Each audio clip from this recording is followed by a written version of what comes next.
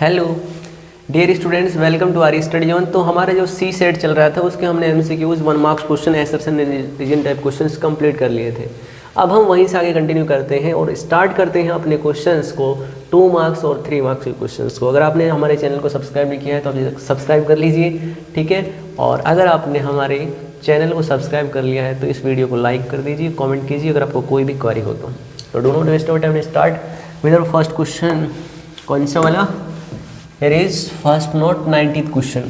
19th question बोल रहा है आपसे कि एक्टिनोइड कॉन्ट्रैक्शन इज ग्रेटर क्यों ग्रेटर होता है लेंथनोइड कॉन्ट्रैक्शन से। आपको ये भी पता होगा कि कॉन्ट्रैक्शन क्या होता है, जिसको हिंदी में बोला जाता है संकुचन। क्या बोला जाता है इसको? संकुचन। ये क्या होता है भैया? आपको ये पता होगा कि यहाँ पर जो लेंथनोइड होता है वो आपकी 4F सबसेल के अंदर होते हैं, जबकि आपके एक्टिनोइड किसके अंदर होते हैं? 5F सबसेल के अंदर होते हैं। अब होता है क्या बेसिकली, जो हमारे पास स्क्रीनिंग होती है, एक बात मैं आपको समझाना चाह रहा हूँ।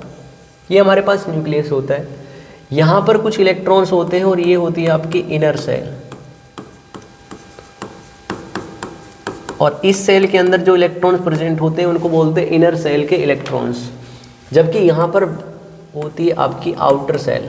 क्या होती है? Outer shell. आउटर सेल और इनर सेल के अंदर प्रेजेंट होते हैं यहाँ पे न्यूक्लियस। मैंने बोला इलेक्ट्रॉन्स, मैंने बोला कि यहाँ पर आपके इलेक्ट्रॉन्स फिल हैं outer shell and inner shell के अंदर। फिर आपको ये भी पता होगा कि न्यूक्लियस का अट्रैक्शन होता है इन इलेक्ट्रॉन्स के ऊपर, लेकिन ये भी आपको पता होगा कि जो हमारे पास इनर सेल के इलेक्ट्रॉन और आउटर सेल के इलेक्ट्रॉन्स होते हैं, इनके बीच में होता है रिपल्सन। क्या होता है? रिपल्सन। तो आउटर सेल के जो इलेक्ट्रॉन्स होते हैं और इनर सेल के जो इलेक्ट्रॉन्स होते हैं, इन दोनों के बीच में रिपल्सन होता है। क्या होता है? रिपल्सन। न्यूक्लियस के ये आउटर इलेक्ट्रॉन पास आना चाहता है। क्या आना चाहता है? पास। लेकिन इसमें जो बैरियर बन रहे हैं या फिर शील्ड कर रहे हैं इसके अट्रैक्शन को, वो कौन है? आपके इनर सेल के इलेक्ट्रॉन। तो यहाँ पर जो शील्डिंग प्रोवाइड कराते हैं वो होते हैं आपके कौन से वाले? इनर सेल के इलेक्ट्रॉन्स। तो अगर इन इलेक्ट्रॉन्स की इतनी ताकत है या फिर इनकी जो इफेक्टिव शील्डिंग होगी या फिर स्क्रीनिंग होगी, उसकी वजह से यहाँ पर ये इलेक्ट्रॉन और न्यूक्लियस का अट्रैक्शन नहीं हो सकता, आउटर सेल और इलेक्ट्रॉन का अट्रैक्शन नहीं हो सकता है। लेकिन इनकी अगर पुअर स्क्रीनिंग है या फिर पुअर शील्डिंग है तो उस कंडीशन में अट्रैक्शन होगा, और अट्रैक्शन होगा तो यहाँ पर क्या होगा? जेड इफेक्टिव न्यूक्लियर चार्ज बढ़ेगा। ये अपने 11th स्टैंडर्ड के अंदर पीरियोडिसिटी जैसे चैप्टर के अंदर पढ़ ली होगी, है ना। मुझे इसको समझाना नहीं चाहिए, लेकिन अपने क्वेश्चन के 2 वर्ड्स आते हैं। आपको पता होता है कि स्क्रीनिंग जो पावर होती है ऑर्बिटल की, वो s ऑर्बिटल की सबसे ज़्यादा होती है, p, d और ये f। जो f ऑर्बिटल होता है ये बेसिकली पोर स्क्रीनिंग प्रोवाइड कराता है, पोर स्क्रीनिंग प्रोवाइड कराता है। और इस पोर स्क्रीनिंग की वजह से क्या होता है? यहाँ पर जेड इफेक्टिव इंक्रीज होता है। अगर जेड इफेक्टिव इंक्रीज होता है तो आपका साइज क्या होता है? डिक्रीज होता है। क्या होता है? डिक्रीज होता है। और इसी को बोलते हैं हम लेंथनोइड कॉन्ट्रैक्शन। अगर आपने सिलेबस के दौरान, क्लास के दौरान आपने पढ़ा होगा अपने केमिस्ट्री के मेंटर से, आशा है कि समझ में आ चुका होगा आपको, इसमें कोई दिक्कत वाली बात नहीं है। तो किसके कारण होता है? एक्टिनोइड कॉन्ट्रैक्शन ग्रेटर होता है from elements to element then lanthanoid contraction. Why? Element से एलिमेंट तक जो एक्टिनोइड कॉन्ट्रैक्शन होता है वो ज़्यादा होता है। क्यों? क्योंकि यहाँ पर जो आपकी 5F सबसेल होती है, और 5F सबसेल है तो इसका मतलब यहाँ पे इसका साइज भी बड़ा है। क्या है? साइज भी बड़ा है। दूसरा आपका यहाँ पर क्या है? 4F। तो यहाँ पर जो वेरिएशन है, आपका वेरिएशन है वो ज़्यादा है। क्या है? ज़्यादा है। दूसरी चीज़, एक चीज़ आपको ये भी पता होगी कि हमारे पास जो ये एलिमेंट्स होते हैं वो रेडियो एक्टिव एलिमेंट्स होते हैं। मेनली जो हमारे एलिमेंट्स देखने को मिलेंगे हमें वो कौन से होंगे? रेडियो एक्टिव एलिमेंट्स होते हैं। कौन से होते हैं बच्चा? रेडियो एक्टिव एलिमेंट्स होते हैं, ठीक है। तो इसका आंसर आप लिख सकते हैं, थ्योरेटिकली आपको लिखना है, कोई ज़्यादा वो वाली बात नहीं है, समझ में आ चुका होगा आपको। Here is 20th question, what are alloys. Alloys क्या होते हैं? जैसे आप अपने घरों में यूज़ करते हैं स्टील को, स्टील कोई एलिमेंट नहीं है अपनी पीरियोडिक टेबल के अंदर, नहीं सुना ना आपने स्टील, लेकिन स्टील क्या है बेसिकली आपका एक एलोय है। क्या है? एलोय है। आयरन इसमें आपका मेन एलिमेंट है, मेन मेटल है, ठीक है। तो एलोइज बेसिकली क्या होते हैं? एलोइज ऐसे होमोजीनियस मिक्सचर होता है, होमोजीनियस सॉलिड सॉल्यूशन होता है। बर्तन तो भैया सॉलिड ही बनते हैं ना, जिसके अंदर आपको एक तो आपका मेटल होगा, दूसरा आपका मेटल भी हो सकता है और नॉन मेटल भी हो सकता है, और इन दोनों को मिलाने के बाद में हमारे पास जो एक मिक्सचर बनता है, जो हमारे पास सब्सटेंस बनता है, उसी को हम क्या बोलते हैं? एलॉय बोलते हैं। क्या बोलते हैं? एलॉय बोलते हैं। मिश्र धातु जिसको बोला जाता है, मिश्र धातु, ठीक है। अब which contains some of the lengthened metal, name an important metal, important alloy which contains some of the lengthened metal। lengthened metal की बात कर रहा है, तो lengthened metal के अंदर सबसे जो important alloy है उसका नाम है mismatch।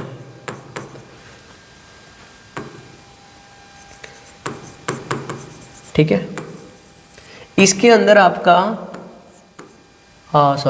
lengthened का जो कंट्रीब्यूशन होता है वो अप टू होता है 90 to 92% के अप्रोक्स, जबकि दूसरा आपका कार्बन भी होता है, हाइड्रोजन भी होता है, सल्फर वगैरह वगैरह होते हैं ना, बहुत सारे होते हैं। आयरन का भी होता है, शायद आयरन का भी होता है यहाँ पे 5% के समथिंग, ठीक है।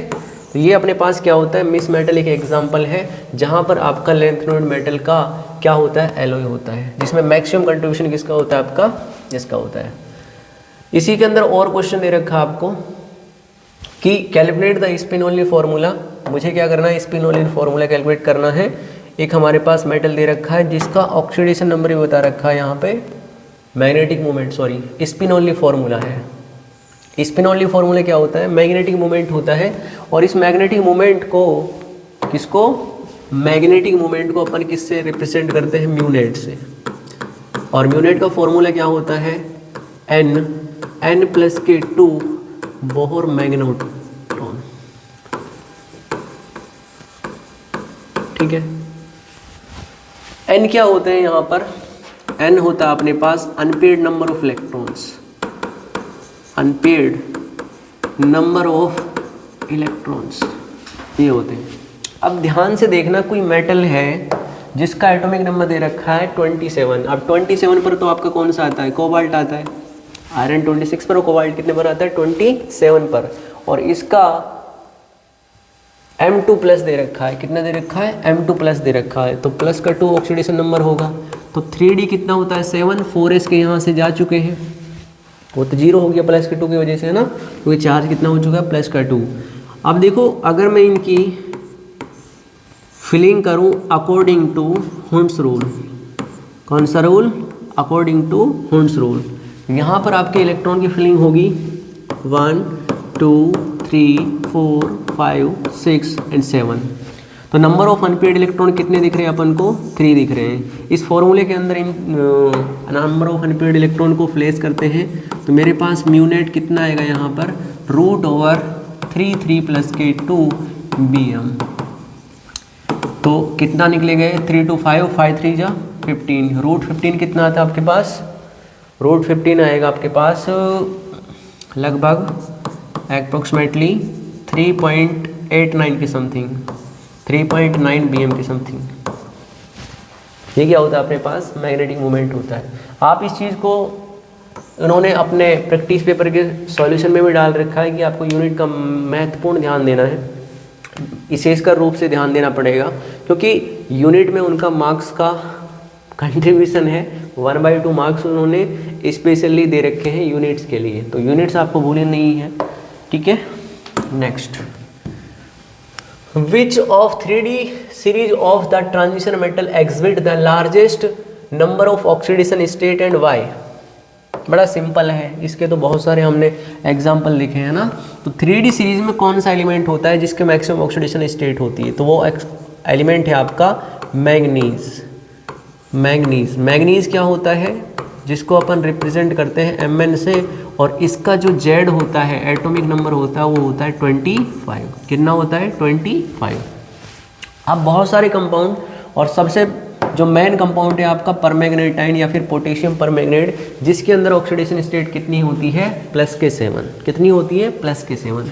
अगर मैं Mn की बात करूं तो Mn आपका MnO के अंदर ऑक्सीडेशन नंबर कितना है? +2। दूसरा अगर मैं MnO2 की बात करूं तो ऑक्सीडेशन नंबर +4। तीसरा अगर मैं बात करूं MnO4 2-, जिसको मैग्नेटाइन बोलते हैं, +6। और अगर मैं MnO4- की बात करूं तो प्लस का कितना है? 7। तो यहाँ से लेकर और यहाँ तक कितनी वेरिएबल ऑक्सीडेशन स्टेट शो कर रहा है, लेकिन मैक्सिमम ऑक्सीडेशन स्टेट किसकी है यहाँ पर? +7। 3D सीरीज के अंदर वो मैंगनीज ही एलिमेंट है जिसका ऑक्सीडेशन नंबर कितना होता है? +7। लेकिन ऐसा क्यों है? वाई इसलिए, कारण ये है कि मैंगनीज का इलेक्ट्रॉनिक कॉन्फ़िगरेशन होता है 3d5 और ये 4s2। अगर आप इनकी फिलिंग करोगे तो 3d के अंदर और 4s के अंदर जितने भी इलेक्ट्रॉन्स हैं यहाँ पर, सभी यहाँ पर बॉन्डिंग के अंदर पार्टिसिपेट करते हैं। क्या करते हैं?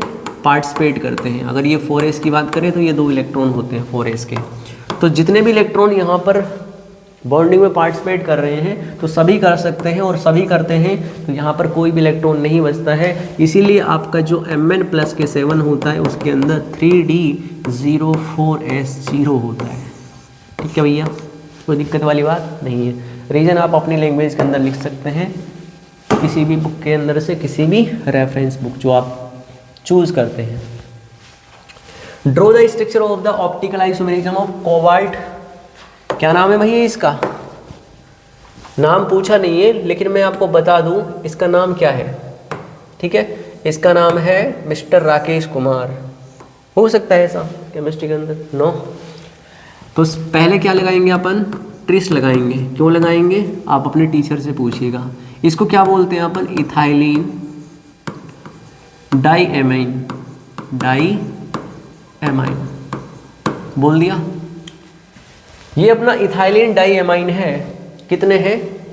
3। कितने हैं भैया? 3 बोल दिया। अच्छा, उसके बाद यहाँ पर कोबाल्ट, क्या बोलेंगे? कोबाल्ट। और ऑक्सीडेशन नंबर कितना लिख देंगे अपन? 3। क्या लिख देंगे? 3। ये इसका नाम है। अब नाम नहीं पूछा है, इसमें पूछा है इसके ऑप्टिकल आइसोमेरिज्म। ऑप्टिकल आइसोमेरिज्म और ज्योमेट्रिकल आइसोमेरिज्म क्या होते हैं? आपके स्टीरियो आइसोमेरिज्म होते हैं, जहाँ पर अगर मैं मिरर इमेज फॉर्म करता हूँ डेक्स्ट्रो रोटेटरी और लीवो रोटेटरी की, तो बनाए। ये अपने पास कैसा कॉम्प्लेक्स है? ऑक्टाहेड्रल। कौन सा है? ऑक्टाहेड्रल। तो ऑक्टाहेड्रल ज्योमेट्री बनाते हैं हम। ये अपने पास ऑक्टाहेड्रल ज्योमेट्री बनाते हैं, और सेंट्रल मेटल एटम कौन है यहाँ पे? कोबाल्ट। यूं यूं यूं यूं, एक ऊपर और एक नीचे, बन गया। लिगेंड्स को यहाँ पर बनाते हैं।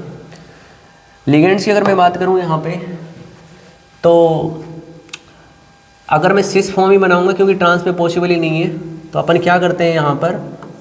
एक इथाइलिन डाईएमाइन तो यहाँ पर कर दिया। दूसरा इथाइलिन डाईएमाइन कहाँ पे कर रहा हूँ मैं? इस वाली पोजीशन पर। ये इथाइलिन डाईएमाइन हो गया। और तीसरा कौन सा अपना? ये वाला। ये भी क्या है आपके पास? इथाइलिन डाईएमाइन। इसको मैंने माना कि डेक्स्ट्रो रोटेटरी फॉर्म है, डी फॉर्म है आपकी। ये क्या है? D form. अगर मैं इसकी मिरर इमेज फॉर्म करने जाऊं तो मेरे पास जो मिरर इमेज बनेगी इसकी, वो कुछ ऐसी बनेगी। क्या चीज़? Mirror image. Mirror image form करते हैं इसकी। ये अपने पास क्या है? वही चीज़ बनाते हैं जो हमने कोबाल्ट सेंट्रल एटम, ये ऐसे और ये ऐसे यूँ। ठीक है, अब क्या करना मुझे? बस थोड़ा सा पोजीशन को यहाँ पे चेंज कर देना है। आपका एक इथाइलिन डाईएमाइन इस वाली पोजीशन पर था, तो इसको अपन कहाँ पे ले आएंगे? यहाँ पर ले आएंगे। ठीक है, यहाँ पे इसको ले आए। ठीक है, दूसरा ये वाला और ये वाला इधर चला जाएगा, ये वाला और ये वाला इधर चला जाएगा, तो बन गया ना। ये डी फॉर्म है तो ये कौन सी फॉर्म होगी, एल फॉर्म होगी। कौन सी होगी, एल फॉर्म हो जाएगी। क्लियर, कोई दिक्कत वाली बात नहीं। अच्छा, नेक्स्ट है अपने पास the IUPAC name of the following compound. IUPAC तो आप हलवा होता है, कोई दिक्कत वाली बात नहीं है। IUPAC आप फाइंड आउट कर सकते हैं, निकाल सकते हैं। तो IUPAC निकालते हैं अपन। पहला है आपके पास CH3N, टर्सरी एमाइन है, यहाँ पे नाइट्रोजन, एक एमाइन यहाँ पर, दूसरा एमाइन यहाँ पर, और तीसरा एमाइन कौन सा, यहाँ पर। ठीक है, वैसे इसका कॉमन नेम की बात करूँ तो कॉमन नाम मत लिख देना, उसने स्पेशली दे रखा है यहाँ पे कि मुझे IUPAC नेम, IP नेम ही लिखना, IUPAC नेम लिखना है। तो यहाँ पर कॉमन नेम तो इसका ये हो जाएगा ट्राईमिथाइल, ट्राईमिथाइल एमाइन। लेकिन उसने ये पूछा नहीं है, उसने पूछा IUPAC नेम, और IUPAC नेम पूछा है तो IUPAC रूल्स के अकॉर्डिंग मुझे क्या करना पड़ता है, यहाँ पे नेमिंग करनी पड़ती है। तो पहले क्या करेंगे अपन, यहाँ पे पेरेंट चेन का सिलेक्शन करेंगे। तो पेरेंट चेन आप किसी को भी सिलेक्ट कर लीजिए, नाइट्रोजन को लेते हुए ये मैंने पेरेंट चेन सिलेक्ट कर ली। ठीक है भैया, ये parent chain.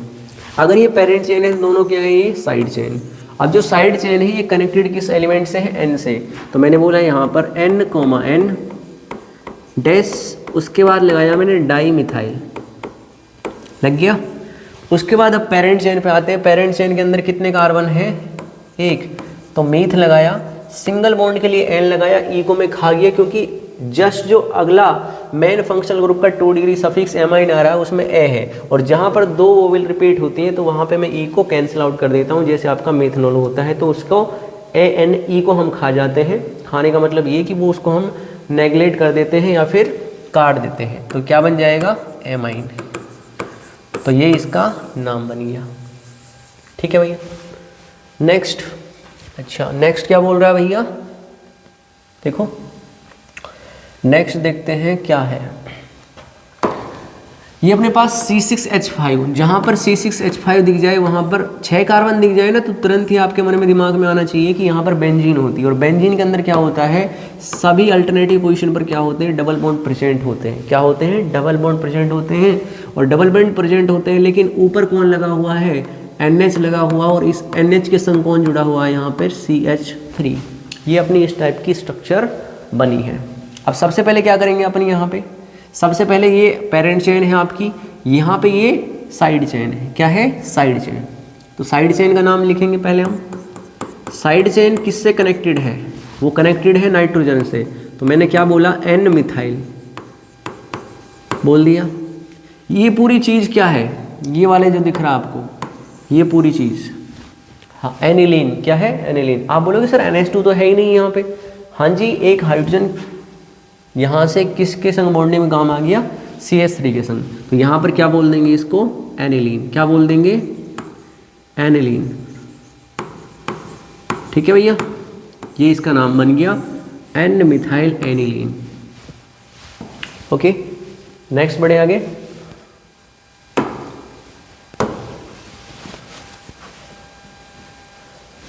Right chemical reaction of aniline with benzyl chloride, OYL, acyl chloride, या फिर इसको एसिड हैलाइड के नाम से बुलाते हैं। वो इसका फंक्शनल ग्रुप है, इसका मेन फंक्शनल ग्रुप, उसकी बात कर रहे हैं अपन।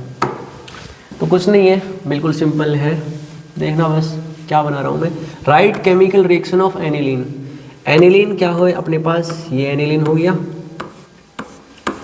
NH2, और मैं इसको ऐसे लिख रहा हूँ, लिख दिया। ठीक है, दूसरा अपने पास कौन है, बेंजाइल क्लोराइड। बेंजो वर्ड है ना, तो बेंजो वर्ड कब जुड़ता है, जब बेंजीन के ऊपर कार्बन प्रेजेंट होता है और कार्बन की तीनों वैलेंसी फ्री होती हैं। तीनों वैलेंसी फ्री का मतलब क्या है, यहाँ पर एक के संग तो मैंने लगा दिया यहाँ पर डबल बॉन्ड ऑक्सीजन, और एक के संग लगा दिया क्लोरीन। तो ये बन गया आपके पास बेंजाइल क्लोराइड। क्या बन गया, बेंजो YL, और ये क्लोराइड। दूसरा इसका नाम तो पता है आपको, एनिलीन। एनिलीन क्या होता है, यहाँ पे होता कुछ नहीं है, cleavage of hydrogen and nitrogen bond. इसने क्या किया यहाँ पर, इसको H+ की फॉर्म में बाहर निकाला तो खुद क्या बन गया, ये नेगेटिव। यहाँ से कार्बन के पास क्या हुआ, इस क्लोरीन को बाहर, वैसे मैकेनिज्म में क्या ये इलेक्ट्रॉन लेता है वो लेता है, लेकिन हम डायरेक्ट कर रहे हैं तो इस क्लोरीन को Cl- की फॉर्म में बाहर निकाला और ये क्या बन गया आपके पास, पॉजिटिव। होता कुछ यहाँ पर ऐसा है कि HCl को मैंने निकाल दिया यहाँ से बाहर, एक आपका Cl- और H+ यहाँ से बाहर निकला, तो मेरे पास जो रिमेनिंग कंपाउंड बनेगा वो कुछ ऐसा बनेगा। कैसा बनेगा देखते हैं। ये अपने पास एनिलीन है, ये अपने पास एनिलीन, तो NH यही था। अब NH से कौन कनेक्टेड हो गया यहाँ पर, कार्बन, तो कार्बन को कनेक्ट करते हैं कुछ C+O और आगे कौन है इसके साथ, यहाँ पे बेंजीन, ये बेंजीन हो गया, ठीक है। तो यहाँ पर ये क्या है, प्रोडक्ट बना है, क्या बना है, प्रोडक्ट बना है। समझ में आ चुकी है बात। अब भी कोई आपको प्रॉब्लम हो तो मेरे से पूछ सकते हो आप, नो प्रॉब्लम। चलो ठीक है, आगे क्वेश्चन पर मूव ऑन करें।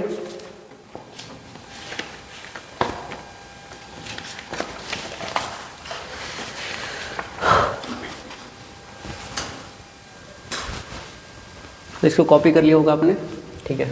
तो इसका जो नाम बनेगा वो भी आप बता सकते हैं। यहाँ पर N से कौन कनेक्टेड है, यहाँ पर फिनाइल, कौन है, फिनाइल, और ये अपने पास क्या बन जाएगा, बेंजामाइड।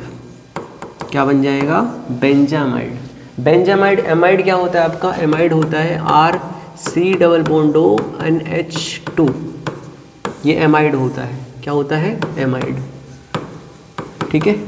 एमाइड हमारा फंक्शनल ग्रुप होता है। तो एमाइड कहाँ पे दिख रहा है आपको, NH हो गया आपका ये, और उसके बाद यहाँ पर NH2 हो गया, C+NH2, ठीक है, C+NH, और एक जो हाइड्रोजन था वो किसको, किसकी जगह, उसके हाइड्रोजन की जगह कौन आ गया यहाँ पर, बेंजीन, जिसको हम फिनाइल बोल रहे हैं, ठीक है भैया, कोई दिक्कत, no.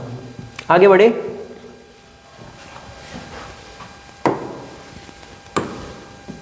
Twenty fifth question, what, ये तो बिल्कुल सिंपल क्वेश्चन है और थ्योरेटिकल है, इसमें कोई समझाने का है नहीं।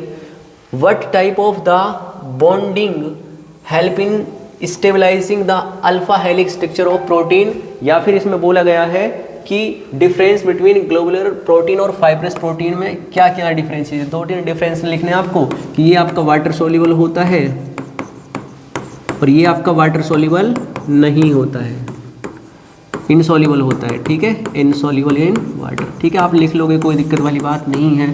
तो इसको हम इरेज कर देते हैं, बाकी नेक्स्ट क्वेश्चन पर मूव ऑन करते हैं। 26 क्वेश्चन है अपने पास और बड़ा इंपॉर्टेंट क्वेश्चन है। इसने बोला ए सॉल्यूशन ऑफ NiNO3।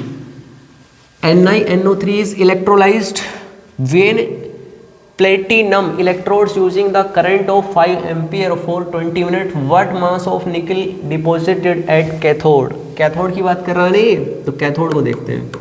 मेरे पास है NiNO3 का इलेक्ट्रोलाइटिक सॉल्यूशन होगा, NO3 का होल ट्वाइस का इलेक्ट्रोलाइटिक सॉल्यूशन होगा, और यहाँ पर कौन बनता है आपका, निकल। जब ये इलेक्ट्रोलिसिस होता है तो उस प्रोसेस में हमें मेटल मिलता है, कहाँ पर, कैथोड पर। कहाँ पर मिलता है, कैथोड पर। तो ये कैथोड की रिएक्शन है, किसकी रिएक्शन है, कैथोड की रिएक्शन है, करेक्ट। तो कैथोड की रिएक्शन है भैया। तो मेरे पास यहाँ पे ऑक्सीडेशन नंबर कितना है, +2 है। अगर ये +2 है, मैंने बोला कि Ni आपका +2 है, और क्या बन रहा है यहाँ पर, निकल डिपॉजिट हो रहा है सॉलिड की फॉर्म में कैथोड पर। तो कितने इलेक्ट्रॉन एक्सेप्ट करेगा यहाँ पर, 2 इलेक्ट्रॉन का, और चेंज कितने का यहाँ पर, 2 का। तो n फैक्टर कितना आ गया, 2। कितना आ गया भैया, 2। दूसरी एडिशनल चीज़ ये भी बता दूं मैं आपको, मोलर मास ऑफ निकल कितना होता है यहाँ पर, 58 ग्राम। वो आपको रिक्वायरमेंट पड़ेगी, क्वेश्चन के अंदर देना चाहिए था, बट क्यों नहीं दिया है उसका मुझे रीजन नहीं पता, बट आपको ये करना पड़ेगा। अब हमारे पास एक फॉर्मूला होता है डायरेक्ट, और कुछ चीज़ भी यहाँ पे बोली गई है, वो भी ऐड ऑन कर लेते हैं। आई, जिसको हम करंट बोल रहे हैं, वो दे रखा 5 एम्पियर का, और क्या दे रखा है, 20 मिनट टाइम दे रखा है यहाँ पे 20 मिनट, और 20 मिनट को आप कन्वर्ट करोगे तो 60 से मल्टीप्लाई करके इसको सेकंड के अंदर कन्वर्ट कर लोगे। कर लिया, अच्छा। Amount of substance deposit at cathode, जिसको हम W बोलते हैं, ये अमाउंट क्या होता है, अमाउंट डिपॉजिट होता है ये ग्राम के अंदर, ठीक है। तो हमारा फॉर्मूला क्या होता है, I/T अपॉन के 96500। करें इसको सॉल्व, करते भैया, बिल्कुल आसान क्वेश्चन है, कोई भी दिक्कत आपको नहीं होनी चाहिए इसके अंदर। तो मेरे पास इस क्वेश्चन को कैसे सॉल्व करते हैं, W इज इक्वल टू ई क्या होता है अपने पास, E होता है इक्विवेलेंट मास, और इक्विवेलेंट मास को क्या बोलते हैं अपन, मोलर मास अपॉन के n फैक्टर। मोलर मास मैंने अभी बताया आपको 58 डिवाइड बाई 2, और इनटू के I कितना है अपने पास, करंट कितना है 5 एम्पियर का, और टाइम कितना दे रखा है यहाँ पे आपको 20 इंटू के 60 1200, डिवाइड करेंगे अपन इसको, ठीक है 96500 से। इसे आप कैलकुलेट करोगे तो मेरे पास W की वैल्यू यहाँ पे आ जाएगी। सर एक बार करना, ये आपका 29 हो जाएगा, ये आपका 29 इंटू के 5,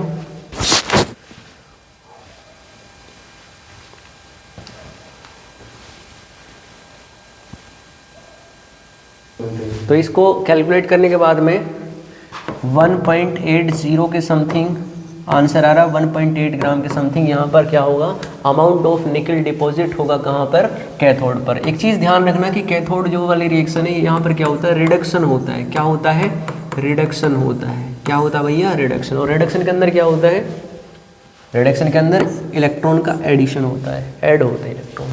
करें आगे,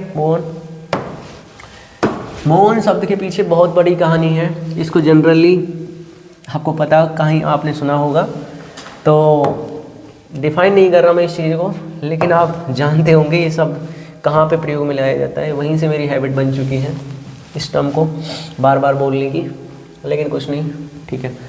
अब जो नेक्स्ट क्वेश्चन है अपने पास भैया, ये क्वेश्चन है इंटीग्रेटेड रेट इक्वेशन लिखनी है फर्स्ट ऑर्डर रिएक्शन के लिए। इसको खुद लिख दोगे तुम, मैं बस हिंट दे रहा हूँ आपको। ऐसे लिखना है, कैसे लिखना है, माना कि मेरे पास एक रिएक्टेंट था और यहाँ पर कुछ B क्या बना है, प्रोडक्ट बना है। मैं बात कर रहा हूँ इनिशियल टाइम जीरो की। जब आपकी टाइम जीरो क्या होता है, जब रिएक्शन स्टार्ट ही नहीं हुई वो टाइम जीरो होता है। तो यहाँ पे जो कॉन्सेंट्रेशन होगी ए की, वो आपकी ए नोट मानते हैं। इसका मतलब क्या है, concentration of A at time zero. भाई बी जब रिएक्शन स्टार्ट नहीं हुई तो जीरो ही रहा होगा वो, है ना, ठीक है। लेकिन टाइम टी की बात करते हैं अपन। टाइम टी पर क्या हुआ है, टाइम टी पर जो आपका ए है उसकी कॉन्सेंट्रेशन टाइम टी पर टी होगी, तो ए टी बन गया आपका। और यहाँ से आपका कुछ एक्स जा चुका होगा, यहाँ से एक्स कुछ बन गया होगा। ऐसी कहानी हुई है या फिर नहीं हुई है। अब मुझे रेट लॉ लिखना है। अगर मैं रेट लॉ लिखूं तो रेट इज इक्वल टू क्या लिखेंगे, के into concentration of reactant. Concentration of reactant क्या है, 80। टाइम टी की बात कर रहे हैं। दूसरा, आप डिफरेंशियल रेट एक्सप्रेशन की हेल्प से क्या लिख सकते हैं, रेट ये लिख सकते हैं minus K D concentration of A T divide by D T. ये अपने पास डिफरेंशिएशन है और इस डिफरेंशिएशन को अपन सॉल्व भी कर सकते हैं। अपन इसको मानते हैं इक्वेशन फर्स्ट और इसको क्या मानते हैं, इक्वेशन सेकंड। दोनों को आप कंपेयर करोगे, यहाँ पे दोनों को मैं क्या कर रहा हूँ, यहाँ से कंपेयर कर रहा हूँ। तो minus K D concentration of A T divide by D T is equal to K into K A T. इसको कंपेयर करते हैं आप, ठीक है। फिर क्या करोगे आप, यहाँ पर दोनों साइड एल एन लोगे, लॉग एल एन लोगे तो हमारे पास जो फाइनल आंसर निकल के आएगा वो निकल के आएगा के इज इक्वल टू 2.303। पहले तो आपको ये मिलेगा, पहले आपको मिलेगा ये वाला, पहले आपको मिलेगा 1/KT L N of A naught divide by A T. फिर आप इसको लॉग की फॉर्म में कन्वर्ट करोगे तो k is equal to 2.303/KT log of 10 base A naught divide by A T. ये अपने पास इंटीग्रेटेड रेट लॉ है, किसके लिए, फर्स्ट ऑर्डर रिएक्शन के लिए। कर सकते हो आप, लेकिन due to lack of time मैं नहीं कर रहा। अगर आपको नहीं बनता है तब बता देना मेरे को, ठीक है। मैंने यहाँ पे जो टर्म लिए हैं, कई जगह आपको एनसीईआरटी में ये देखने को मिलेगा, उसको आर से रिप्रेजेंट कर रखा है। और इस एनोड को किससे रिप्रेजेंट कर रखा है, ऐसे, स्मॉल ए से। तो यहाँ पर एटी को दर्शा रखा उन्होंने ए माइनस के एक्स। वो वेरी कर रहा है लेकिन जो टर्म हम यूज़ कर रहे हैं वो एकदम जेन्युइन है, ठीक है। अब मैं एनसीईआरटी गलत नहीं बोल रहा, उनकी मैथडोलॉजी है, उनके कुछ अलग चीज़ें हैं, ठीक है। क्वेश्चन का आंसर निकलना चाहिए, बाकी कुछ भी नहीं है, बाकी तो सब मोह माया है इस संसार के अंदर। अगला क्वेश्चन है आपके पास 28th क्वेश्चन, और 28th क्वेश्चन आपका बेसिकली ये और के अंदर भी जा रहा है। मतलब दोनों क्वेश्चंस किससे पूछे गए हैं, केमिकल काइनेटिक्स से। एक तो आपका पूछा गया है फर्स्ट ऑर्डर रिएक्शन से, टी हाफ पूछा गया है, और दूसरी चीज़ पूछी गई है आरएनएस इक्वेशन से। दोनों क्वेश्चन को सॉल्व करते हैं फटाक से। करें सर, थोड़ी सी मैथमेटिकल टूल्स में हेल्प कराना मेरी, अगर कहीं पे मिस्टेक होती है तो, ठीक है। तो और फर्स्ट क्वेश्चन देखते हैं। A first order reaction is takes place 40 minute in 30% decomposition. वही चीज़ आपको पता है कि ए गोज टू कुछ प्रोडक्ट बना होगा। पहले हम एज्यूम करते हैं, क्योंकि चीज़ें समझना बहुत ही ज़्यादा इंपॉर्टेंट है। अगर मैं टाइम जीरो की बात कर रहा हूँ तो इसकी कॉन्सेंट्रेशन ए नोट रही होगी, ये प्रोडक्ट जीरो रहा होगा। टाइम की बात कर रहा हूँ वो 40 मिनट की, उसने यहाँ पे मेंशन किया हुआ है कि 40 मिनट पर वो 30% डिकम्पोजिशन हो जाता है उसका। 30% मतलब रिएक्टेंट से प्रोडक्ट में जा चुका है। 30% का मतलब क्या बोलूँगा कि मैं 0.3 बोल सकता हूँ 30% को। तो 0.3 ए नोट जा चुका है, ये केस में जा चुका है, ये प्रोडक्ट में जा चुका है। बताओ अगर ये ए नोट स्टार्टिंग में रहा होगा 30% जा चुका है, तो 70% रिमेनिंग रहा होगा। रिमेनिंग अमाउंट कितना होगा 70%, और 70% को कैसे लिख सकते हैं 0.7 ए नोट। अब ये टाइम 40 मिनट पर इतना अमाउंट मुझे यहाँ पर बचा हुआ है, तो मैं क्या बोलूँगा इसको, concentration of A left at time T. तो ए नोट आपके पास ये है और ए टी की वैल्यू ये आ चुकी है। वापस मुझे मेरा काम निकालना है के निकालना, जिसको अपन रेट कांस्टेंट बोलते हैं। रेट कांस्टेंट कैसे निकालते हैं, कैसे निकालेंगे, फॉर्मूला क्या होता है अपने पास 2.303 अपॉन के T log of 10 base A naught divide by 80, यही फॉर्मूला होता है। के यहाँ से निकालते हैं तो 2.303 टाइम की बात कर रहा है 40 मिनट की, log of A naught divide by 80 की वैल्यू कितनी है 0.7 ए नोट। ए नोट से ए नोट कैंसिल आउट हो गया, यहाँ से आपके पास ये पॉइंट जाएगा तो 10 अपॉन के 7, तो k इज इक्वल टू कितना होगा 2.303 अपॉन के यहाँ पर कितना 40, कितना 40, और यहाँ पर आप क्या बोल दोगे, log डिवाइड में है तो log 10 माइनस के log 7 करना पड़ेगा मुझे। कितना करना पड़ेगा log 7। इसको करते हैं तो k की वैल्यू जो निकल के आएगी यहाँ पर वो निकल के आएगी 2.303 अपॉन के 40, log 10 कितना होता है 1 होता है, माइनस के log 7 कितना होता है 0.8 के समथिंग होता है आई थिंक। तो इसे अपन सॉल्व किए तो 1 माइनस के 0.845 आता है, इतनी वैल्यू होती है 0.8 के समथिंग। और आप इसे कैलकुलेट करोगे तो मेरे पास ये फाइनल कैलकुलेशन कितनी आएगी, दोबारा हेल्प करना सर, 2.303 अपॉन के 40 और इनटू के कितना करेंगे यहाँ पर 0.155, इसको कैलकुलेट करना सर। बाकी रहने देते हैं, अभी थोड़ा सा वेट करिए, इस वैल्यू को हम यहाँ पे रहने देते हैं। बस इस के को हमें यहाँ पर चेंज कर देना, किसके अंदर, के को चेंज कर देना हमें किसके अंदर, इसकी यूनिट के अंदर। तो सेकंड इनवर्स बोल दिया मैंने, मिनट इनवर्स सॉरी, क्योंकि टाइम मिनट के अंदर दे रखा है ना, तो मिनट इनवर्स बोलूँगा। क्या बोलूँगा, मिनट इनवर्स बोल दिया। यहाँ से के आ चुका है। अब हमारे पास जो फॉर्मूला होता है, किसका फॉर्मूला होता है भैया, हमारे पास जो फॉर्मूला होता है टी हाफ का for a first order reaction, वो होता है 0.693 अपॉन के। अब के की वैल्यू कितनी आई है अपने पास, के की वैल्यू आई है 2.303 इंटू के 0.155, और इसको ऊपर आप ले जाएंगे 40 को, तो 40 को मैं ले गया ऊपर।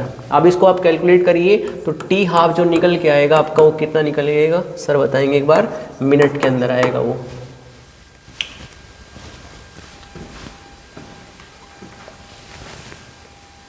तो इसका करेक्ट आंसर जो आएगा 77.65 समथिंग, 77.65 इतना मिनट यहाँ पर क्या होगा, टी हाफ होगा इस रिएक्शन के लिए, जो आपके फर्स्ट ऑर्डर की जो ये रिएक्शन दे रखी है उसमें 3% डिकम्पोजिशन हो चुका है 40 मिनट पर। ठीक है, ये क्वेश्चन ऐसे होता है। इसके और में जो दूसरा क्वेश्चन दे रखा है उसको भी सॉल्व करते हैं एक बार, करें सॉल्व। यहाँ पे बोला गया है द रेट ऑफ, ये आपका आरएनएस इक्वेशन का क्वेश्चन है। किसका क्वेश्चन है भैया? आरएनएस इक्वेशन का। और आरएनएस इक्वेशन का फॉर्मूला क्या होता है भैया? पता है आपको क्या होता है आरएनएस इक्वेशन का फॉर्मूला? नहीं पता? बताते हैं, ठीक है। जब हम दो टेम्परेचर को यहाँ पे वो करते हैं, यहाँ पे बोला है the rate of A reaction quadruple. Quadruple क्या होता है आपका? 4 टाइम होता है। क्या होता है? 4 टाइम होता है। वेन द, अरे ये तो वेन द हो गया, इसको थोड़ा सा नीचे लेके आते हैं, ऐसे ही। इसने बोला है the rate of reaction quadruple होता है when the temperature changes from 293 kelvin to, यहाँ पे पहला जो टेम्परेचर दे रखा है T1 दे रखा है 293 केल्विन दे रखा है, ठीक है। दूसरा आपका T2 दे रखा है कितना?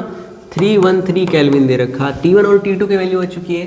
कैलकुलेट द एक्टिवेशन एनर्जी निकालनी है आपको, एक्टिवेशन एनर्जी फाइंड आउट करनी है, assuming that it does not change with temperature. ये तो जाहिर सी बात है कि टेम्परेचर के संग कोई चेंज मुझे नहीं दिखाना, यहाँ पे नहीं दिखा रहा मैं बिल्कुल।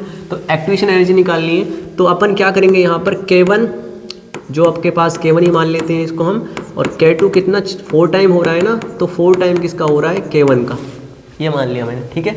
अपन फॉर्मूला लगाते हैं, फॉर्मूला बेस्ड क्वेश्चन है, इसमें कोई भी आपको दिक्कत नहीं होनी चाहिए आई थिंक, अगर आपके मैथमेटिकल टूल्स थोड़े से स्ट्रॉन्ग है तो। लेकिन मैथमेटिकल टूल आई थिंक इसमें ना आपको कैलकुलेटर की हेल्प देनी चाहिए, बिकॉज इतनी लेंथी कैलकुलेशन होती है तो मिस्टेक्स आपसे बनती हैं, ठीक है। अप्रॉक्सीमेटली आंसर ला सकते हैं आप, लेकिन एक्यूरेसी बिल्कुल अज्यूम करने लायक ही होती है। तो अपन का फॉर्मूला क्या होता है? log of K2 divide by K1, यही होता है, इज इक्वल टू सॉरी, रुको बैक करते हैं। Activation energy upon K 2.303 into universal gas constant, और यहाँ पर क्या लिखते हैं आप? इंटू के 1 अपॉन के T1 माइनस के 1 अपॉन के T2। और एक कंडीशन यहाँ पर ये भी बोल दी जाती है कि T1 आपका छोटा होना चाहिए, T2 बड़ा होना चाहिए। वो मैंने वैल्यूम करके रख रखा है, उसमें ज़्यादा सोचने वाली बात आपको नहीं है। करें स्टार्ट। log K2 की वैल्यू कितनी दे रखी है भैया? ये अपने पास K2 कितना है? 4K1। कितना है? 4K1। अच्छा, डिवाइड किया मैंने किससे? K1 से, तो K1 से K1 खत्म हो गया। यहाँ से एक्टिवेशन एनर्जी तो मुझे फाइंड आउट करनी है, अपॉन के 2.303 और 8.314 जूल पर मोल पर केल्विन क्या होता है? यूनिट होती है यूनिवर्सल गैस कांस्टेंट की। ये ध्यान रखना, यूनिवर्सल गैस कांस्टेंट की 2 यूनिट्स होती है। एक यूनिट होती है आपकी किसके अंदर, जो मैंने अभी बताई है, एक यूनिट होती है आर की, 2 यूनिट होती है।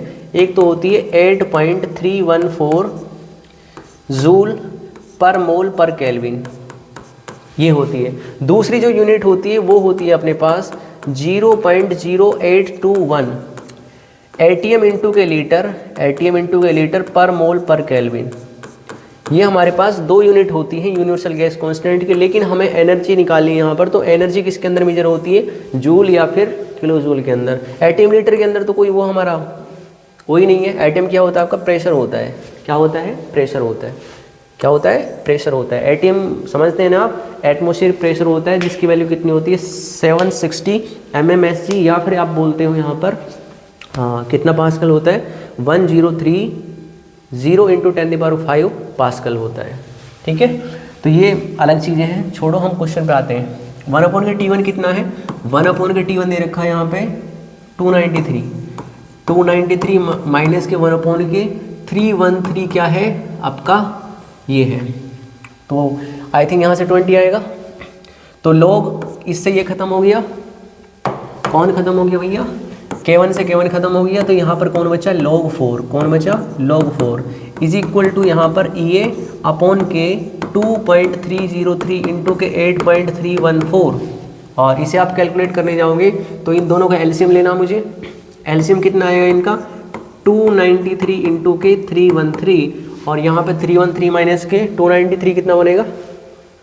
313 20, हाँ 20 ये आएगा, ठीक है। तो log 4 कितना होता है? log 4 कितना होता है? 2 इंटू, अरे log 4 कितना होता है? अरे यार मार्कर को चेंज करते हैं यहाँ पे। 2 इंटू के 0.301, तो 0.602 ये आ रहा है sir. 0.602 is equal to EA upon K 2.303 into के 8.314 और यहाँ पर कौन बच गया आपके पास 20 डिवाइड बाई 293 इंटू के 313। अब सब कुछ को मैं यहाँ पे कहाँ पे ले जा रहा हूँ, EA के उधर की साइड ले जाएं। EA के कहाँ पे ले जा रहा हूँ, उधर की साइड ले जा रहा हूँ। तो देखते हैं EA की उधर की साइड कैसे जाते हैं। आपसे नहीं तो ज़बरदस्ती जाएंगे, ले जाएं ज़बरदस्ती। तो EA इक्वल 0.602 इंटू के 2.303 इंटू के 8.314 और कौन है 293 और एक पे तो आ ही नहीं रहा है 293 और इंटू के कौन हो जाएगा यहाँ पे 313 और डिवाइड कर देंगे कितने से अपन 20 से। सर इसको एक्टिवेशन एनर्जी को फाइंड आउट करना कितनी निकलती है, आप भी निकालिए बच्चों। 62,986.41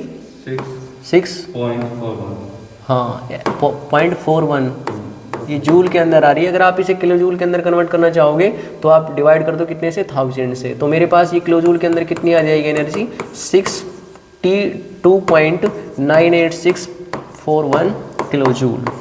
ये आपकी एक्टिवेशन एनर्जी आ चुकी है जो आप यहाँ पर देख रहे होंगे। आई थिंक आपको ये चीज़ें समझ में आ चुकी होंगी, कॉपी कीजिए इसे।